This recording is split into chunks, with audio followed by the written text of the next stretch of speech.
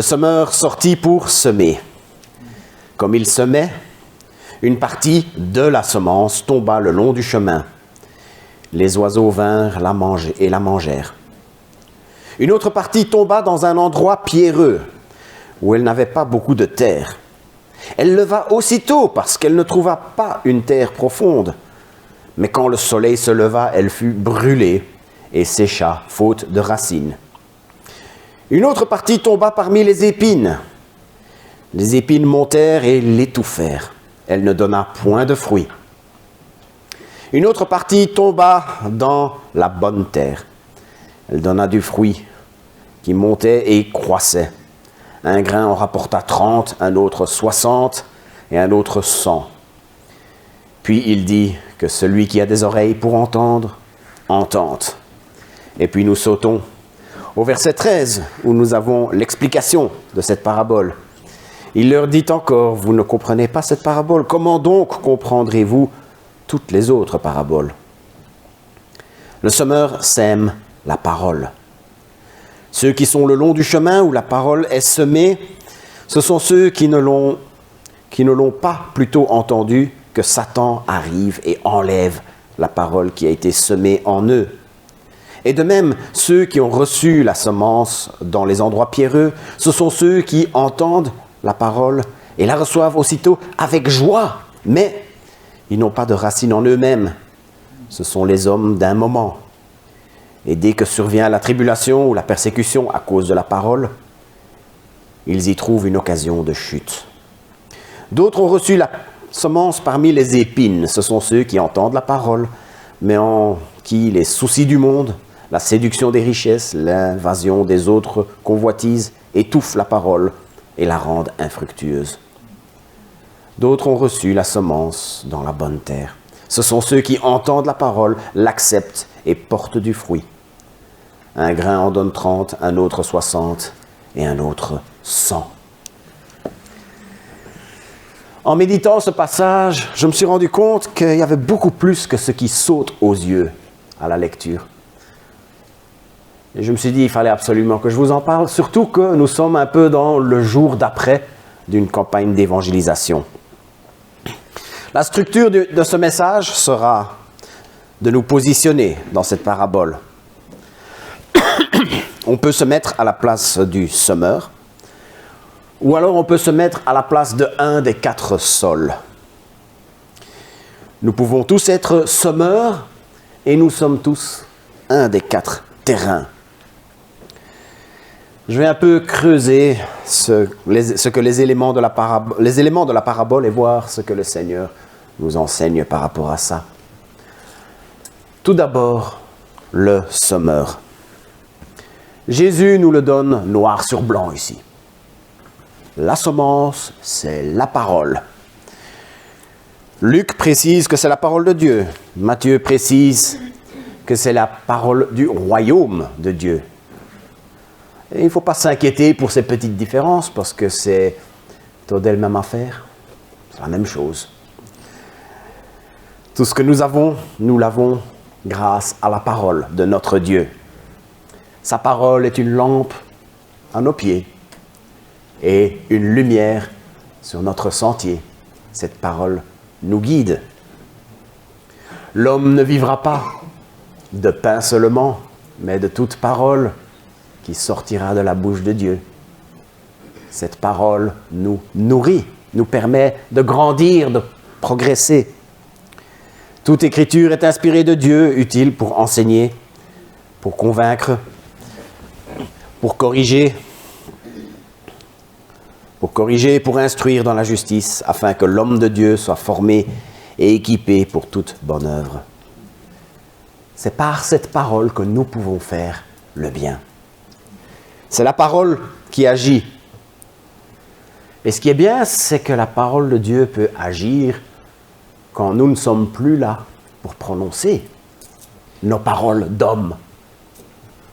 Quand nous semons la parole, c'est la parole qui agit comme une semence qui pousse. Le semeur, lui, son boulot à lui, c'est juste de jeter les graines.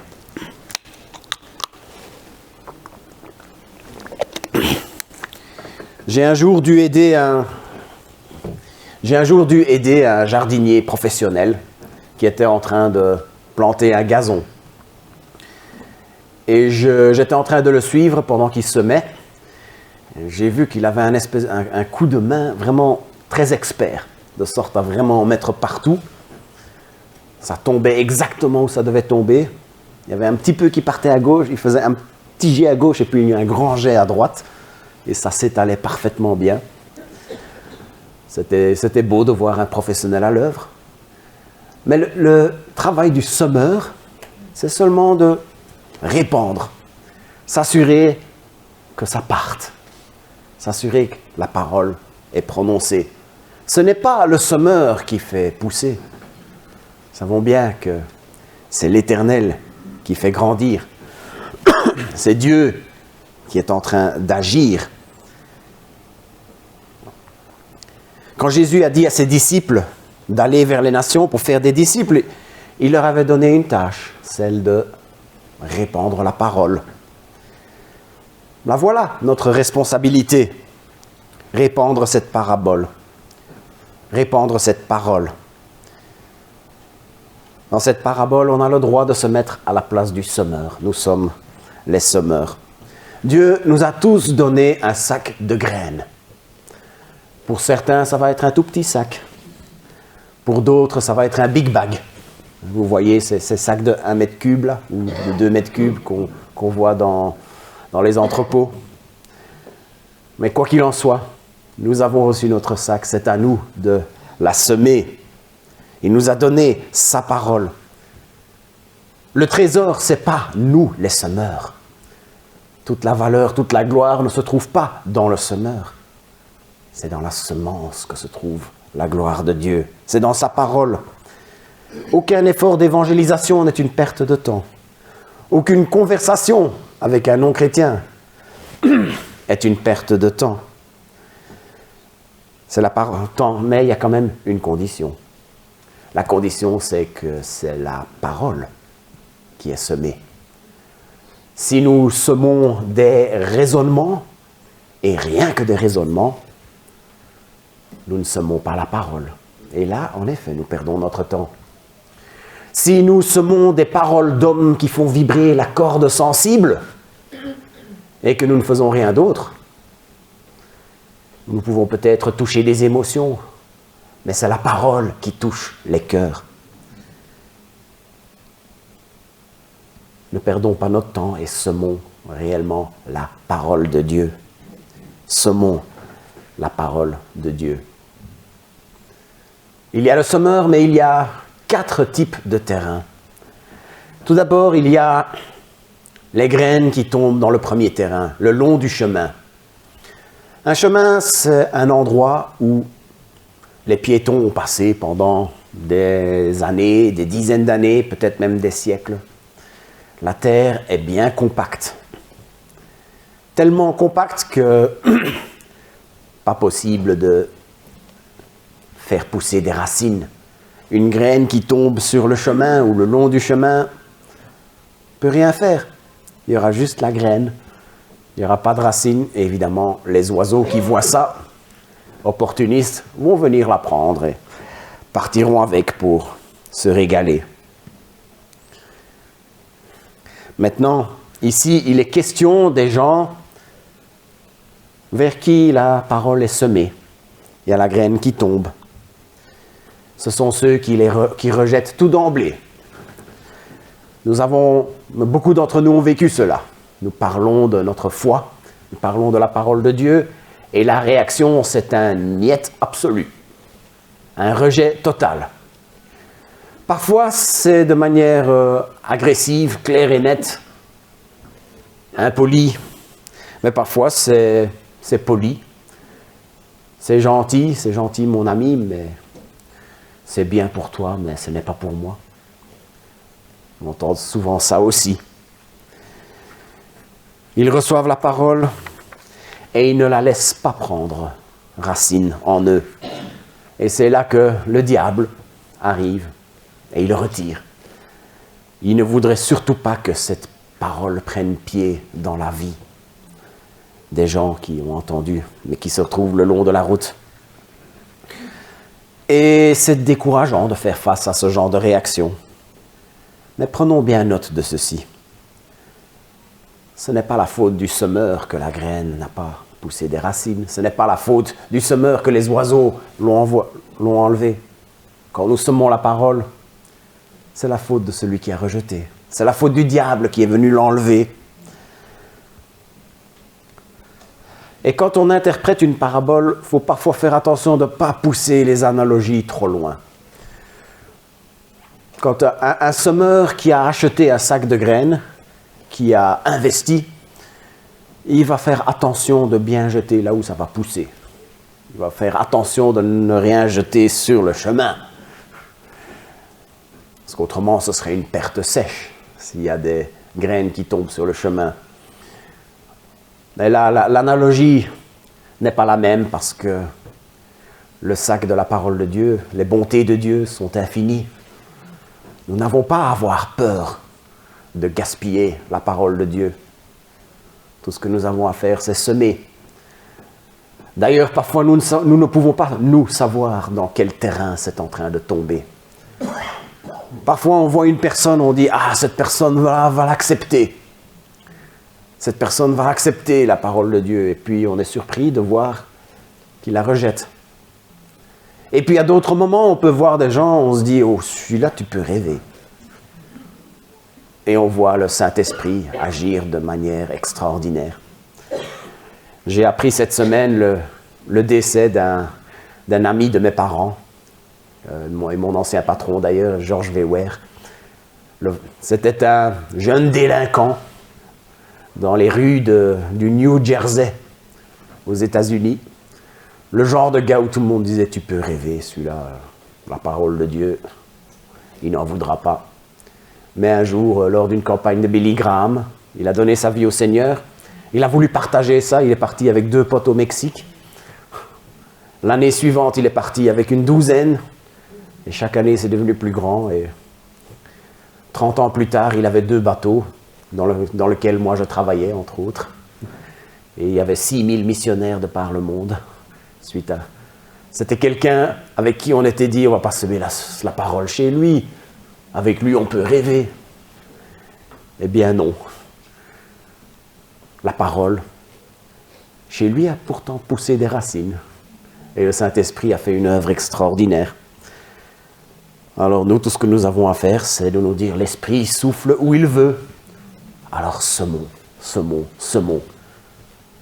Si le diable enlève, continuons à semer. C'est ce que Dieu nous demande de faire. Il n'y a pas de limite aux bontés de l'Éternel.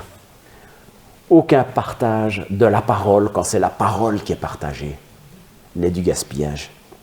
Semons, semons, semons. Ensuite, le deuxième genre de terrain, l'endroit pierreux.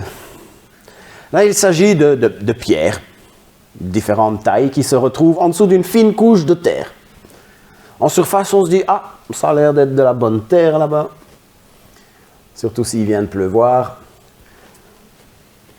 La semence tombe dessus et comme il y a de la terre humide là, s'enfonce un peu, les oiseaux ne le voient pas. Et il a même l'occasion de faire pousser quelques racines.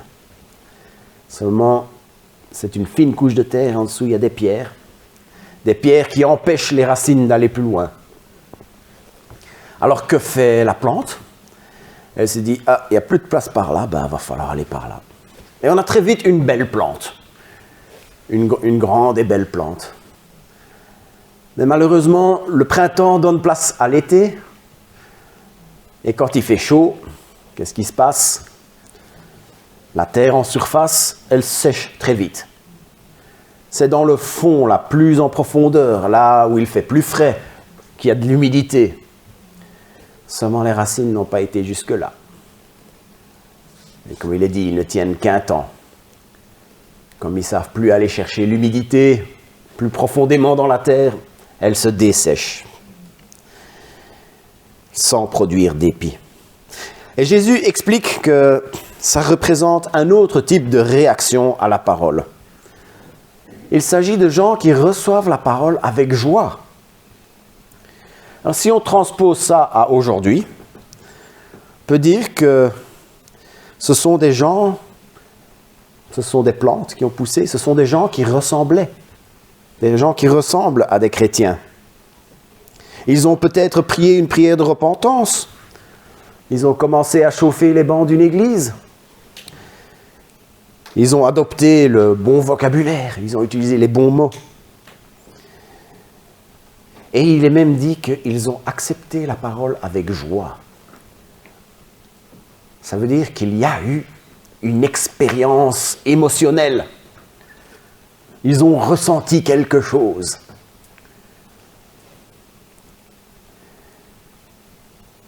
Il y a eu une expérience émotionnelle quand ils ont reçu la parole. C'est peut-être dur ce que je vais dire maintenant, mais il se pourrait que dans cette pièce, il y ait des gens qui sont dans un terrain pierreux, dans l'endroit pierreux. Des gens qui l'ont reçu avec joie, mais quand arrive la pression par rapport à la parole de Dieu, quand arrivent des persécutions, des moqueries, des difficultés,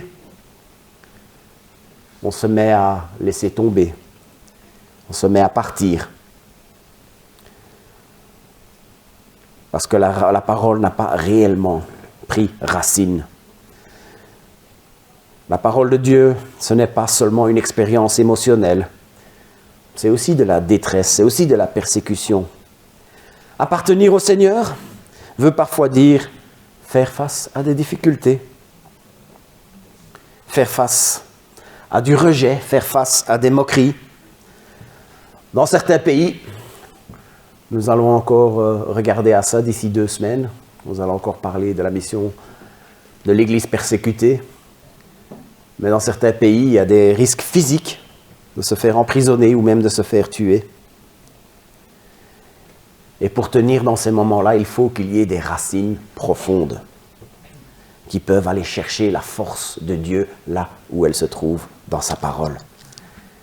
De pouvoir aller chercher la force que Dieu donne. Il est possible de faire tout ce qu'il faut pour avoir l'air d'un chrétien, de ressembler à un chrétien. Posons-nous tous la question, est-ce que je suis un terrain pierreux? Si la réponse est oui, il y a urgence. Il faut prier à notre Seigneur, lui demander de retirer ces pierres. C'est quelque chose que nous pouvons faire. Nous pouvons demander à Dieu de retirer ces pierres et de lui demander de nous aider à creuser plus loin ses racines pour pouvoir bien laisser la parole de Dieu prendre pied dans nos vies. Que la parole de Dieu puisse vraiment faire partie de notre vie pour que nous puissions tenir le jour où il y aura des vraies pressions, le jour où le soleil commencera à taper fort. Il y a le terrain des épines. Ici, il s'agit de graines qui tombent en terre. Ils arrivent à s'enfoncer, prendre des racines. Malheureusement, il y a des épines qui sont juste à côté. Ces épines, elles ont de meilleures racines. Ils vont aller chercher, ils vont aller absorber toute l'eau qui est là. Ils vont absorber les sels minéraux. Si on a mis du fumier, ils vont prendre tout ce qu'il y a, tout ce qu'il y a dans le fumier qui aide. Ils vont prendre toute la place, ils vont prendre la lumière du soleil. Et la plante qui essaye de grandir finit par être étouffée. On est dans un cas similaire au terrain pierreux. Il s'agit de nouveau de gens qui ont l'apparence de chrétiens, mais qui finissent par tomber. Mais il y a une différence par rapport au terrain pierreux, c'est le genre de choses qui font tomber. Il y a les choses qui étouffent la parole de Dieu. Jésus mentionne 3 choses dans ce passage, dans cette parabole. Il parle des inquiétudes de la vie, de l'attrait trompeur des richesses et de l'intrusion des autres désirs. Les inquiétudes du monde, tellement absorbées par le manger, le boire, s'habiller, la maison, et tout ça sans décider de confier son sort à l'Éternel. Il parle de l'attrait trompeur des richesses.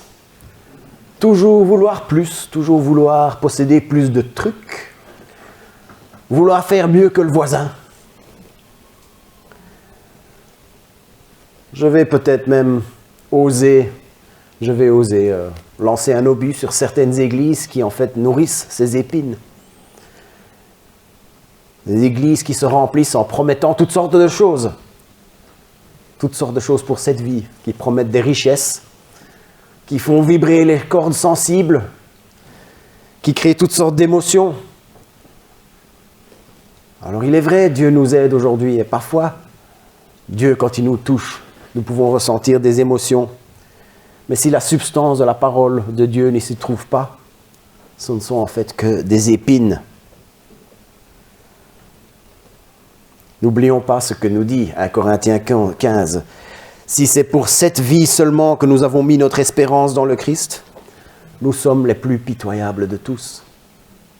Apprenons à mettre notre espérance en Christ en tout premier lieu pour la vie éternelle qui nous attend, pour cette espérance qui est gardée pour nous dans les lieux célestes. Et après seulement, reposons-nous sur lui pour nous aider pour cette vie. Pensons plutôt aux racines et ne laissons pas les épines prendre trop de place dans nos vies. Il parle aussi de l'intrusion des autres désirs. Des gens qui acceptent peut-être la parole de Dieu avec joie. Il y a des petites racines qui poussent, mais j'ai envie de m'amuser un peu.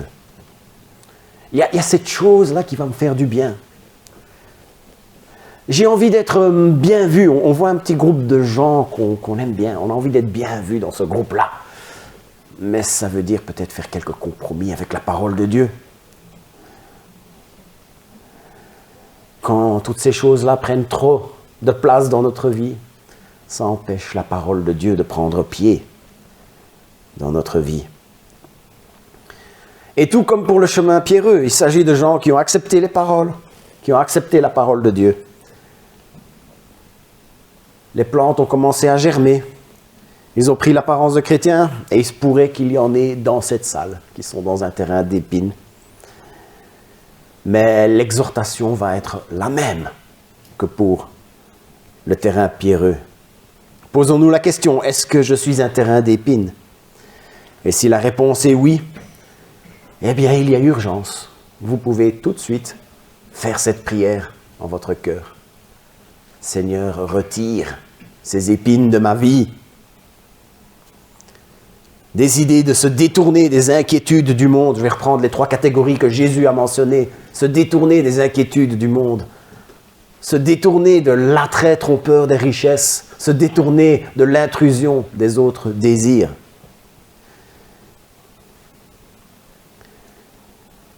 En se détournant de ces choses, nous allons pouvoir laisser la parole de Dieu prendre pied dans notre vie. Se laisser pousser des racines profondes dans la parole qu'il nous a donnée. Pour finir, il y a la bonne terre. Une terre où les graines peuvent s'enfoncer. Les racines peuvent pousser, descendre bien bas, aller là où il y a de l'humidité, aller là où il y a des sels minéraux. Un endroit où il n'y a pas d'épines qui viennent tout à étouffer. J'ai un peu farfouillé parce qu'il est question de rendement. Il est rendu... Ce qu'on a reçu de la terre a été multiplié par 30. Donc ça veut dire que quelqu'un qui a semé 1 tonne de grains a récolté 30 tonnes. J'ai un peu farfouillé. J'ai appris que pour du blé, quelqu'un qui répand 1 tonne de blé peut espérer en récolter 4 à 8 tonnes. Ça dépend de beaucoup de facteurs différents. Alors 30, ce serait vraiment extraordinaire. Alors 50 ou 100, ça l'est encore plus. Mais en fait, c'est pas vers ça que Jésus veut en venir. Là où Jésus veut en venir, c'est tout simplement l'importance de porter du fruit. À partir de quel moment est-ce qu'on peut dire que quelqu'un a réellement reçu la parole? À partir de quel moment est-ce que nous faisons partie des brebis qui connaissent sa voix et que personne ne ravira de sa main? À partir de quel moment est-ce qu'on peut dire que quelqu'un fait partie de ces gens-là? Nous le voyons ici, ce sont ceux qui tombent dans la bonne terre, ce sont ceux qui portent du fruit. Porter du fruit, c'est une expression dans la parole de Dieu qui est utilisée pour parler de plusieurs choses différentes. Colossiens 1,10 parle de porter du fruit en toute bonne œuvre. Faire le bien, voilà un fruit. Et puis, je ne pourrais pas oublier les fruits de l'esprit dans Galates 5, l'amour, la joie, la paix, la patience, la douceur, la bonté, la fidélité, la bienveillance et la maîtrise de soi. Les fruits dont il est question dans la parabole du semeur, ce sont toutes celles-là. C'est à partir du moment où ces fruits se mettent à apparaître dans la vie de quelqu'un qu'on peut se dire qu'il a réellement reçu l'Évangile. Alors posons-nous encore une fois une question. Est-ce que je suis la bonne terre? Est-ce que je suis en train de porter du fruit? Est-ce que je suis en train de me multiplier, pour utiliser le langage là?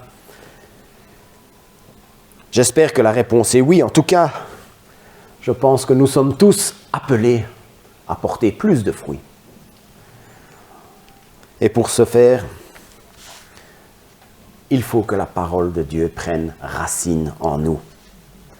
Il faut rester attaché au cep pour recevoir du Père. Il faut donner libre cours au Saint-Esprit dans nos vies pour qu'il puisse faire apparaître ses fruits.